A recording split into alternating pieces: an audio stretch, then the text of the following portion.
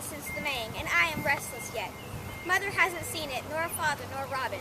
Only the horses know. It was May Day, and the others, even and father and mother at their age, set off for the woods, wanting bluebells and cowslips and kissing under trees.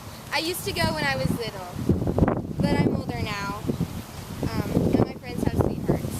There's no one for me, and I know why. I'm too big, Father says. His father was a giant of weight. Somehow his size came down to me.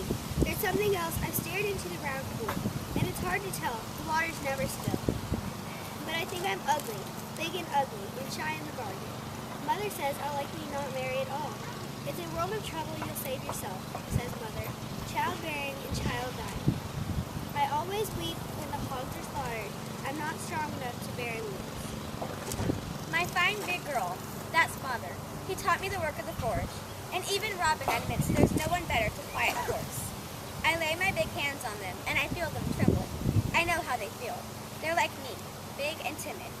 So I breathe sweet peace to them. Not with my lips, but through my fingers. And they hear me, not with their ears, but through their skins. The others went a-maying, and I stayed behind, spinning in the sunshine.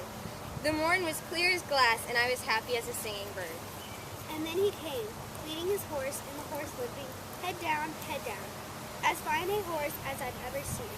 A fair gray, Paul phrase, a wondrous horse, but I was gazing at the boy. He had brown hair, not golden like the knights in the story. His eyes were as dark as rivers. The glory was his face, the shape of it. I don't have the words. He wore a blue cloak, bluer than the sky, and in the clasp was a sprig of hawthorn. He'd been a Maying, and how I hated her, the girl he might have kissed. I was ashamed to be caught staring, but I put my hands on the palfrey, and he gentled, as they always do. I ran my hand down the lame leg and picked up the hoof, and saw a stone caught between the hoof and shoe. A grievous thing. Is the blacksmith in? His voice was like his face, proud and courageous. My palms were sweating. I could ease him, so I led the horse to the forge, and the master followed. I could tell right away he loved his horse. I don't know what he thought, that a maid should know how to shoe a horse. He may have been startled. I daren't look.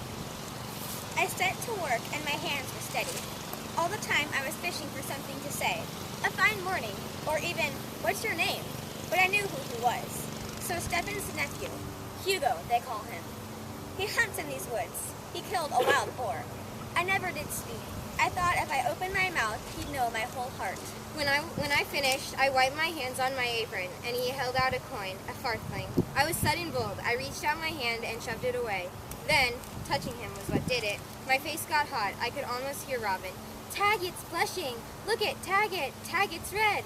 I turned it and ran back to the house, crouched down with my back to the door, hiding my face in my hands. I don't know why or for how long.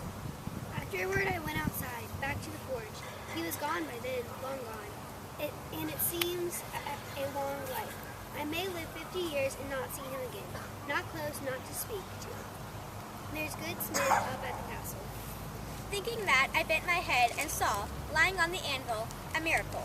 That sprig of hawthorn from his cloak, on the anvil. If it were on the ground, it might have only fallen, but it was on the anvil. I picked it up if it was holy. I couldn't stop smiling. He left it for me.